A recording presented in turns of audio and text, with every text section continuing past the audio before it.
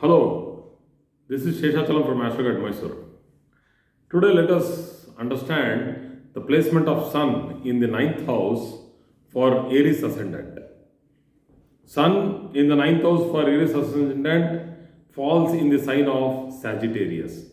This is one of the best positions for Sun because it starts attaining Digbala and usually it attains Digbala between the ninth and the 10th, particularly in the 10th. So, but still, Sun in the ninth house because it is the Karaka Sthanadipati. That is, it is the signifier for the ninth house, and when it is placed in the ninth house, it gives excellent spiritual achievement for the native. And why spiritual achievements are? Because it is the fifth lord. See, from Aries, Taurus, Gemini, Cancer, Leo. So Leo is the fifth house. So it becomes the fifth lord. And fifth lord in the fifth from it, in the second, third trine. The first is the first trine, fifth is the second trine, the ninth is the third trine, trikona, triangle. So from first, five houses, from fifth, five houses, it is sitting in the ninth house. That is 5, 6, 7, 8, 9.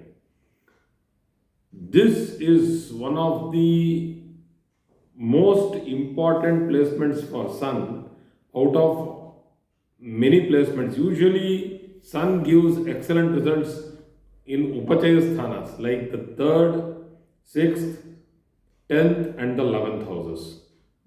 Peculiarly for this particular native, for Aries Ascendant, Sun is one of the best Yoga Karakas. Sun and Moon give rise to many Raja Yogas, and this particular placement of Sun in the ninth house will give good self-strength that the person will do things himself. The other way around, if you see Sun in the ninth house, which represents father, because the ninth house also represents father, Pitrusthana it is, and it is righteous, the house of righteous deeds, that is what we call as Dharmasthana. So Sun in the ninth house makes the person extremely dharmic in the sense that it's not that he will be stuck to religion.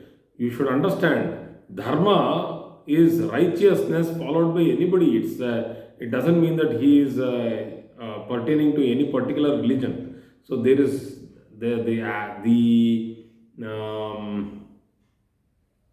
issue of religiousness has come only after a certain period of time. And before that also planets had their effect on the human being. So religion, God, and all other things are different. Ethics, moral limitations, social morality, all these things are coming under dharma. And this dharma, this native will follow it exactly as per the rule book, and he would always want to be in the ethical sphere of life. So he is having a strong basic strength from inside, which tells that moral values have to be protected. Honesty is the best policy. He is of a very strong character. Personally speaking, from I have seen many charts with fifth house Sun. These people are highly spiritualistic. Until unless it is Rahu Grasta Surya. That is, Rahu and Surya are together in the ninth house, where the moral values will keep changing from, they keep faltering. But here, normally, this person will be short tempered, will be fiery in nature, aggressive in nature, but can do Hatha Yoga, but very, very pious and very, now you can call him religious because nowadays people follow model ethics and they are called Gurujis. They can become good astrologers. They are of very skillful person, very talented person, highly A person who has learned, who has studied, who is good in scriptures, good in Vedas. If he is in the from the Sanskrit and Vedic background, he is good with his own religious scriptures. So these people love to follow tradition and values. But because it is the Karaka for the ninth house, sitting in the ninth house for the father, it might cause blood pressure problems, it might cause cardiac problems. So, Karako Bhavanashaya, it might also cause egoistic conflicts between the native and his own father. Maybe because of some value differences, not because of anything else. It's not that one is bad, the other is good, nothing like that.